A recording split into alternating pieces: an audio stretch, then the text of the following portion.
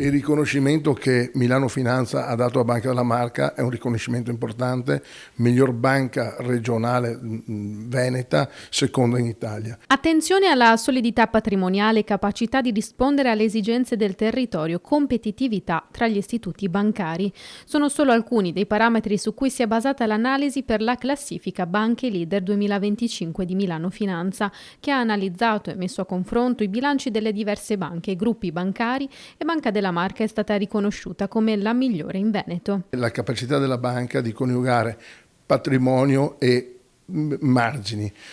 Oggi Banca della Marca ha circa 400 milioni di patrimonio e questo ovviamente è un risultato importante e che rende tranquilli, sicuri anche i nostri clienti, i nostri soci, le nostre famiglie. Questioni geopolitiche e oscillazioni dei mercati gettano un po' di incertezza sul futuro, ma questo, nei primi mesi del 2025, non ha scoraggiato imprenditori e famiglie. Siamo su un territorio fortunato perché questi primi 6 mesi, di fatto, per quanto riguarda Banca della Marca, pertanto rispecchiamo quello che il territorio dà, sono in linea col 2024, i numeri ci sono, le famiglie continuano a risparmiare, famiglie e anche imprese, abbiamo circa 100 milioni di raccolta in più rispetto al 31 dicembre 2024. Quello che emerge è una forte capacità di adattamento e resilienza. È un riconoscimento che dobbiamo condividere con tutti gli attori e parlo in particolare di famiglie, imprese, territorio, perché solo su un territorio sano, con famiglie e imprenditori col DNA